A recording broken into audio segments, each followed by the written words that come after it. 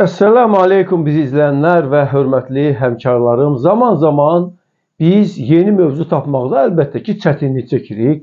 Bu halda bəzi vaxtı bizim kollegalarımızın soruları üzrə bəzi videoları hazırlayırıq. Bugünkü videomuz konkret olarak bir kollegamızın sualı üzrə hazırlanmıştır. O bize neden kondisionerlərdə en çok mis borulardan istifadə olunur və misdən istifadə olunur diye sual yönlendirmişti. Elbette ki biz bu sualı cevaplandırdık ama fikirləşdik ki eğer biz belə bir video çeker ise o zaman kollegalarımızın büyük bir əksəriyyətində belə bir sorunlar var ise onlara da cevap vermiş olardı. Bu video hazırlanan gün yani 27'si iyunda biz deməli misin ve alüminyumun qiymətini internette araştırdık ve ne gördük? 1 ton.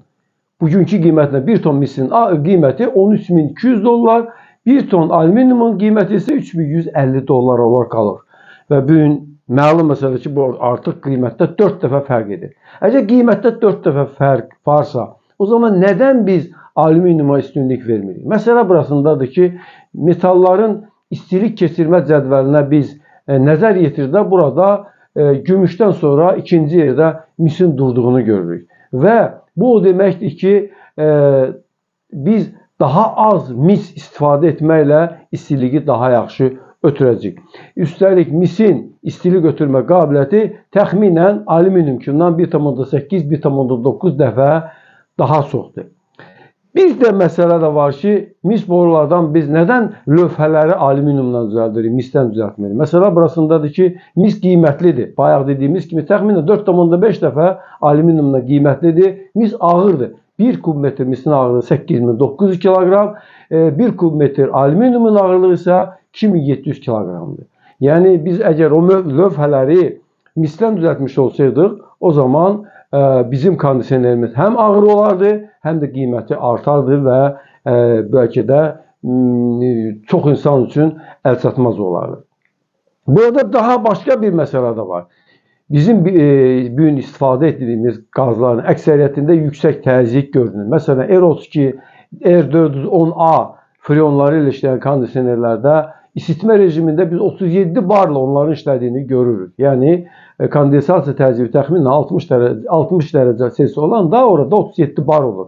Amma biz onları 41,5 barla test edirik. Şəxsən özüm bir dəfə bir kondisionerdə 45 bara qədər təzyiqin qalxdığını görmüşük. Bu o deməkdir ki, bu təzyiqə davam gətirmək üçün mütləq surətdə mis borulardan istifadə etmək lazımdır. Mis borular montaj zamanı da bizə daha az əziyyət verirlər. Montaj zamanı biz onu xüsusi boru əyənlərlə rahatlıqla əyə bilirik.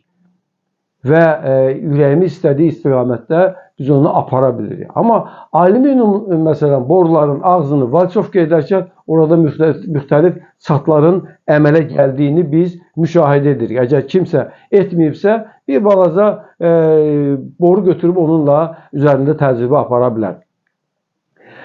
Biz bəzən mis borunu açırıq və yenidən bağladıqda belə bəzi vaxt elə olur ki, biz valçovkanı təzələmirik. Biz bəli görmüşük ki, demək ki, kondisionerlərin lövhələri, alüminyum lövhələri əlbəttə ki, alüminyumdan olur. Yəni sahəni artırmaq üçün istifadə olunan lövhələr. Amma bu lövhələri misdən düzəltmək olardı mı? Bəli, olardı mı? O zaman daha az misdən istifadə etmək olardı. Amma məsələ burasında bu zaman onsuz da çəkisi kütləsi ağır olan kondisioner bir qədər də kütləsini ağırlaşdırardı. Bu səbəbdən həm qiymət baxımından, həm çəkisinin yüngül olması baxımından alüminyum lövhələrdən istifadə olunur. Onlardan mis borularının üzərinə keçirir. Burada ən önəmli məsələlərdən biri mis boruların bir-birinə qaynaq edilməsi zamanı çox rahat edilməsidir. Bunu ən azı bir neçə gün əlinə qaynaq aparatını götürmüş adam rahatlıqla edə bilir. Amma gəlin baxın görəlim, demək alüminyumda bunu etmək mümkündürmü? Bilirsiniz ki, alüminyum adətən arqonla qaynaq edirlər və ən pis halda da demək mislə alüminyum bir-birinə xüsusi elektrodlarla qaynaq edirlər. Əgər fikir vermişsinizsə bəzi kondisionerlərin içərisində deməli şeylər olur. Mis və alüminyum boruların birləşməsindən əmələ gələn borular olur. Onlar Bunlarda da əgər o mis boru keyfiyyətsiz bir şeysə onları dəyişmək məcburiyyətində qalır. Burada alüminiumun daha başqa bir xüsusiyyəti var da, burada da deməli qalvanik bir məsələ əmələ gəlir ki, o da metalın daha tez sıradan çıxması kimi problemlərlə üzləşməyimizə səbəb olur. Əgər fikir vermişsinizsə, demək, alüminium özü mislə müqayisədə daha çox oksidləşir. Oksidləşmə nə deməkdir? Yəni oksidlə birləşmək və belə deyək, əgər dəmir pasa çevrilirsə, alüminium da demək üzərində ağ rəngində bir deyək ki, toz əmələ gəlir. Bu da alüminiumun deməli keyfiyyətini itirilməsi deməkdir. Deməli, burada biz nə başa düşdük? Burada biz yalnız bəzi səbəbləri dedik. Bunların içərisində bizi ən çox ilgiləndirən nə idi? Yüksək təzyiyə davamlılığı, bundan başqa demək misin valsovka edərkən dəfələrlə etməyimizə baxmayaraq heç bir problemlə üzləşməməyimiz, qaynaq zamanı misi asanlıqla istənilən ustanın qaynaq edə bilməsi və s. kimi və eyni zamanda da istilik ötürməsində mis alüminiumdan 2 dəfə yaxşıdır təxminən.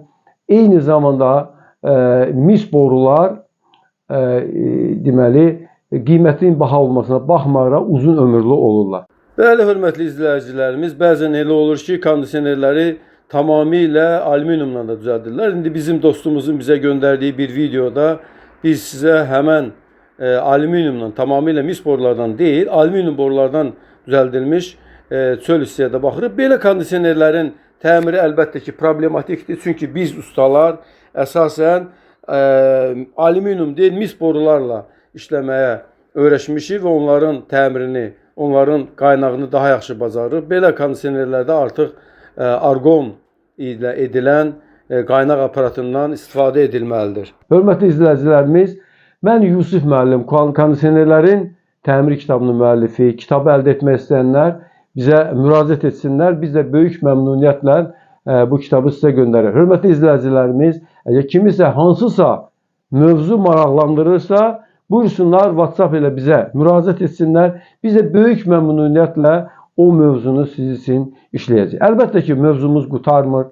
Fikirləşməyin ki, Yusuf müəllimin danışmağa artıq sözü yoxdur. Bu belə deyildir. Gələcək dərslərimizdə biz müxtəlif kondisionerin soyutması zamanı hansı problemlərlə üzləşirik və bunların pH qrafikindən, PT diaqramması və başqa şeylərdən danışacaq. Yəni bizim sözümüz hələ ki qurtarmayıb. Ha vaxta qədər nəfəs alırıq, biz sizə xidmət edəcəyik və savabımızı da inşallah Allahdan istəyəcəyik. Bizi axıra qədər izlədiyinizə görə təşəkkür edirik. Əssəlamu aleykum və rəhmətullahi və bərəkatuhu.